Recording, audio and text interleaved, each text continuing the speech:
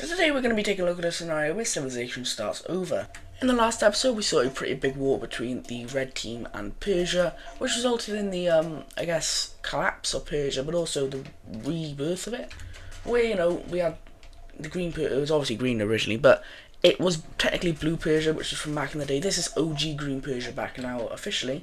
We also saw the return of the Indian Empire, as they have now, I guess, become once again an empire which is quite strong. I should probably do power rankings in a minute, but actually maybe not. And also there was a lot more colonization around the world. The Portuguese colony in America is now huge, and the Lime team started colonizing as well. If you enjoyed today's video, I recommend you subscribe. I do a lot of content like this on the channel, so if you enjoy, subscribe and you'll never miss one of these again. Anyway, let's just get into it. The first thing we're going to see is actually a bit of an invasion, but not really to gain land. You see, recently there's been a bit of an Asian Cold War going around between the Chinese and, the Chinese and the Japanese. And the Japanese have pretty much got influence over all of Asia. They have influence over countries like Korea, over this country here, Vietnam, and pretty much everyone. But China is going to try and grab some influence down here. Like, the only country they really have influence over is, like, maybe some of these guys over here, but they want a bit more. So what they're going to do is declare war on the Thailand country. Now, China is the strongest country in the world at the minute, I think. I might have said that, but they are very much tied and very close to being tied with Japan. I don't know why these islands aren't discovered yet, but yeah, they are now. But they are very tight, like, they're pretty much tied with Japan. And they kind of want to break that tie to make sure they aren't the same anymore. So they're going to be declaring a war on this Thailand, Myanmar country, just to not gain land, but to get it under their influence. They want to influence this country into being, I guess, theirs, as they will come down and capture the capital. These guys are a lot weaker than them, and after a while they will also surrender. And in this peace deal they will install a new pro-Chinese kind of government in this country, which will now, I guess, will be like kind of a puppet state of them, but not really. I say puppet state, but not really so much in this series. But they're more of like just a country that like bows down to China. It's weird, but yeah, they do. Anyway, over here in Indonesia now, Japan is going to run into these islands and decide to colonize them. So yeah, that's quite cool, I guess. They just colonize these islands here. Nothing much to gain out of it, but they do it. So nice one, Japan. And they also now officially make a landing in the island of Papua New Guinea and start to colonize the whole thing. And they are building a massive trading empire around the Indonesian area now. And yeah, Japan is very strong at the minute. They are insanely powerful, and they could definitely they could basically do whatever they want, but they choose to be a democracy. They are the kind of outlying democracy in the world. They are the strongest democratic power, actually second strongest in the world, so they're going to be able to just thrive. Anyway, going on, this is a that was awful. This is probably the final thing I'll be doing about this kind of mini event that's been happening recently, but obviously the world economy is kind of dead. It's starting to regain now, but unfortunately for the Greek country, they aren't going to be able to survive very well with this economy. So what's going to have to happen is them letting go of the southern part of their nation down here, and it's going to become its own country. So yeah, we now have, I guess, Sparta being born, and this is going to be the last event we have happening like in the Mediterranean with the bad economy. But yeah, let's just get on with some other events now. Like more colonization, but pretty big thing. The Japanese and the Portuguese have finally met up over here, and they were like, whoa, the earth is round. It was already kind of known before, but now it's officially been proven that the earth is round, and everyone is kind of a bit like, whoa. So we are going to see a lot more exploration of the Americas, as they will go around these areas and just explore, and they're eventually just going to be able to basically explore all of the United States of America now. And yeah, let's take a look at what happens with this. The Portuguese are going to take all of this land here, a lot of viable west coast land, and they are now they're probably, I mean, they are very strong. And they are just really strong because of their colonies. They haven't really got much in Europe, but their colonies just pay off a lot for them. So I'd say that Italy is probably still stronger than them. Portugal definitely has a better economy, but Italy does have the better military, because they've improved it a lot since the war with Anatolia, and now they have one of the best militaries in the world. They're in an alliance together, so it don't really matter, and we're going to see a few more members be added to this alliance again. As in the last video down here, a lot of countries, or I guess Albania, attacked the Greek country here. However, these countries aren't really a big fan of that, so we're going to see a lot of them decide to join up with the Diamond Alliance here, And this alliance is slowly becoming a pretty big, I guess, Mediterranean alliance, as a lot of these former Albanian countries will decide to join it. And I guess, yeah. But Albania themselves aren't going to join. They are begging for Albania to join, saying, hey, we can just jump you at any point if we want. But they're not going to, because why would you do that? But Albania just keeps saying, no, we're not joining this alliance. We hate you because you stole our land. And this is going to make the Italians quite angry, but they're not going to be able to do anything, because why? And if I'm honest, it probably would be like a bit of a retaliation by the people if they invaded Albania, because that is their, I guess, father country. Italy does come from Albanian explorers, so they aren't going to be able to, I guess, invade these guys without a bit of a retaliation from the people. Anyway, enough of the sidetrack, let's get back to colonization. As the French are going to be quite weird, they take all of this land here, but it leaves them like a really, like, pokey outy bit here. And the Portuguese decide, hey, you know, we claim some areas here. No, that's actually terrible. And the Portuguese are just going to move in and grab a bit here, and the French are like, hey, what did you do that for? As they've just taken a pretty sizable amount of land, and they're going to just connect it back down here. The Portuguese don't really care. They really have no care in the world for anything at the minute. The French are going to be able to decide to expand elsewhere, as they're going to explore a lot, or explore with the rest of the Triangle Alliance, a lot of this land up here, and be able to colonise all this. And their colony is pretty damn big. Nowhere near Portugal's, but it's probably the biggest out of the Triangle Alliance. Anyway, the Dutch are going to decide to take the rest of this southern Quebec area here. I actually don't like this border, so let's just say they have a bit of a rework. But the Dutch say, if we give you a lot of money, can we just have this land? And the British are going to agree, because they have quite good diplomacy with each other. But it also does come with the fact that the Dutch aren't allowed to expand any more north, and actually just have to keep this exact colony now.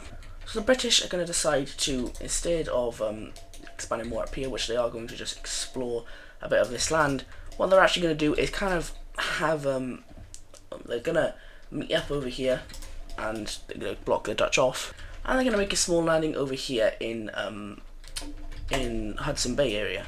Anyway, down here the Italians are kind of seeing that there's no one else in South America, so they're going to be able to expand, and the Uruguay colony is now looking, so, oh, I guess the explorer land are going to look like this. So we end up seeing something like this happen now with the colony in Uruguay, and yeah, it's a lot bigger. Then we're going to see them do something quite bad, as the Italians are going to make a landing down here in South Africa, and they'll start to rapidly take over the country. The Italians are going to start a special operation to quickly take this country over, capturing this city over here, and moving up the coast. As we see the capital of South Africa get captured, and they're just going to surrender over now to the Italians. And this peace treaty is full annexation for them, and the Italians now have a quite sizable colony down here in South Africa. The Italians are really getting into colonising at the minute. But anyway, we are now in, I guess, I think I'd say the late 1500s at the minute. Getting very close to the 1600s, I'd say we're probably in 1598 right now. We're going to see a quite important thing happen here, and that's going to be a union between these two Romanian countries. These two feel like that they have been kind of taken advantage of, or they could be taken advantage of by bigger powers. They're going to try and set up their own country to be quite powerful. And that is going to be the Romanian Union over here. This definitely isn't Pink Romania from Olsen series, no. And they're going to have the capital in this one here, which was the most populated. And the Romanian Union has now been created. And they will decide to join up with the Diamond Alliance. This country is already in the Diamond Alliance, but they will stay in it now. And we have quite a few more powers being formed over in the Black Sea area. I mean, this is definitely one of the most powerful areas in history.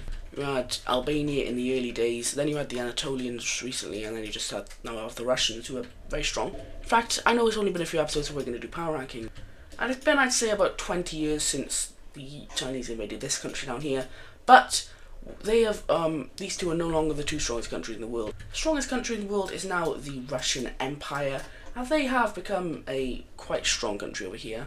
They have taken over this brown country recently, and now have set themselves up as a superpower around the world, and pretty much kind of like the United States are like a world police around Europe. Not really a world police, but a European police, trying to stop any big war from starting, although it looks like it's going to be one. Then number two is kind of a tie, but I'd say I give it a slight edge to Japan at the minute. They have just increased, I mean, they're just making so much money down here that it's really good for them. And they have a massive sphere of influence around pretty much most of Southeast, or not, just East Asia in general. Then at number three we have the Chinese Empire. They are a very big, I guess, not colonial empire, they are just a more, I guess, continental empire. They want to stay in one area, they don't really care about colonising, and they don't really want to do it. Then at number 4, we have the Italians. They are definitely the most powerful member of the Diamond Alliance. Their colony is quite good down here. They've just got South Africa as well, so they have some sizable ones. Portugal is number 5 as well, and their colony is just big, but these guys' military better. So yeah, it's cool. I don't know how much to say, but we have the Germans in at number 6. They have not too many colonies, but that may change in just a second. Number 7, I'm going to give to the French. Number 8 is going to the British Union. Number 9, I'm going to give to the Blue Egyptians. And 10 is to the Red Team. And as you can see, this is the top 10 ranking at the minute. All in Eurasia, actually no, Blue Team, but all in Afro-Eurasia. I mean, there aren't really any countries in the Americas except for Brazil, but that's just going to change now. As to start off the new century, this is now officially the year 1600. The Germans are going to propose that they have a new, I guess, bigger empire colonial-wise. They already have a colony down here in West Africa. They have Greenland, they have Norway, they have parts of Ireland, they have parts of Scotland, they have Iceland, Newfoundland, and some other lands. Lots of lands they have. But they are going to declare that they have a massive colony down somewhere in the Americas. Their people agree with this. They think that they should modernise and kind of get with the neo-colonial people. Like the French have done it, the Dutch, the Portuguese, the British. Even Japan has gotten in on it. So they are going to decide to make a colony in the Americas. And what better than a country down here that hadn't really been touched? As in the early hours of August the 8th, 1601, the Germans are going to make a landing over here in the Brazilian area. Their forces are much more advanced than Brazil, as they take the capital almost instantly, and they go along the coast of Brazil, taking a lot of the islands over. They'll come up around here, capturing this one, and then eventually come up, and then the second biggest city in Trinidad and Tobago. This will be a very brutal battle here. It is known as the Battle of the Island, but eventually it'll be taken. German casualties were only about 10,000 in this war, whilst Brazilian casualties, as they have been isolated from the other American countries and also Europe in general, have had many diseases put on them, which brought the casualties up to close to 1 million. This is how deadly colonialism is, as the Germans will fully annex this country and start to explore more around the Amazon rainforest. That may see them resort to some quite controversial methods down here, as they will purge the Brazilian population and genocide it a lot until they are pretty much the only religion over here. This is a very controversial move with the rest of the world and even with their own alliance, but eventually the alliance will just decide these guys are way stronger, so let's just leave it alone. And they'll just kind of keep this under the rug because you really can't stop the Germans at the minute. I mean, the Russians could be able to maybe. If there was a big coalition they could, but people don't really care enough to. I mean, they don't like what they've done, but they don't really care. Which is quite sad, but hey, it's just around these times where stuff like this is going to happen. As the Germans have now made a massive colony down here in America, and they will slowly start to build and, I guess, neo-industrialise this area. I don't know why I said industrialise, we haven't hit the Industrial Revolution yet, but we're not too far away. Another 100 years or so and we may be there. As I said, this world is quite advanced, but not quite to that level, but hey, it could change, and there could be a big event which will draw the world to not be as advanced and maybe stick to our advanced level of our timeline. I guess technology level, not, why did I say advancement level?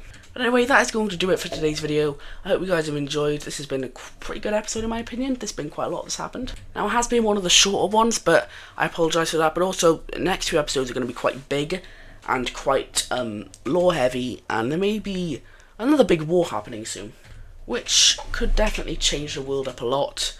As you see, there's just a lot of stuff going on. So thank you for watching today's video. A reminder again to subscribe if you haven't already, and I'll see you in the next one. Bye bye.